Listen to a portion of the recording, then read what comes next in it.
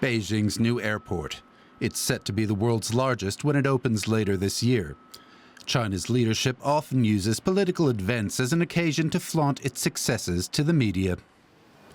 And it's a welcome distraction. China's economy is burdened with the consequences of its trade dispute with the U.S. Municipalities and state-run companies are struggling under high levels of debt.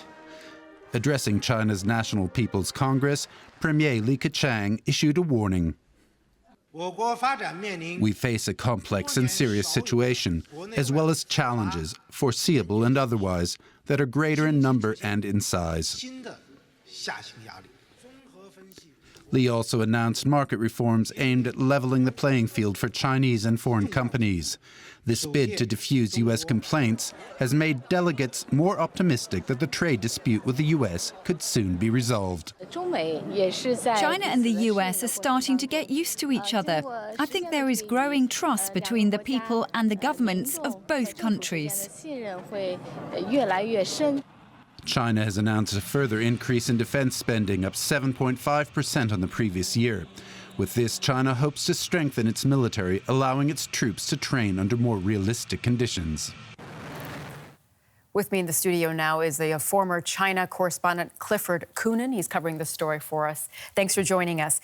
The National People's Congress is often described as a rubber-stamped parliament. The major bills are already decided by the Communist Party in advance. That being said, how important is this body and what can we learn from this gathering? Well, the National People's Congress is very important because it's one of the few ways we have of working out what's on the mind of the Chinese leadership, what they're thinking about, what directions they're looking at, and what their policies are going to be. So with that, every bit of it is poured over by China watchers to see, particularly at the moment on the economy, but also in terms of diplomacy, on tech and on trade, about what direction China is heading. We heard Li Keqiang talking about those economic challenges, cutting the growth target. Yet 6% growth is a number that a lot of other countries would be very happy with, isn't it? It is, but it's China is coming from a lower base, and it's become used to double-digit growth figures for many years, so I think people are concerned when it does start to slip back like this, and they'll be looking for indications about how the party is now going to try and get growth going again. Yeah, well, one of the issues that has been weighing on China's economy is, of course, the trade dispute with the U.S. Let's listen to what Li Keqiang said on that front. We will continue to push forth trade talks with the U.S. China adheres to the principles of mutually beneficial cooperation, win-win development, and will continue to advocate fair consultations to solve trade disputes. We will earnestly carry out the promises we make and will resolutely protect our legitimate rights and interests. Okay, we will protect our rights and interests. What do you take away from that statement? Well, I think part of me thinks that they would have liked to have had a trade deal already going into the National People's Congress. But I think a lot of the NPC is aimed at the domestic audience. They want to shore up stability. They don't want slower economic growth to create instability in China. So a lot of it is presenting an image of a strong China, very much to the domestic audience, but also presenting an image of a strong China to the US when it comes to further negotiations. Yet an agreement is so important to the Chinese economy. How close are we to an agreement there?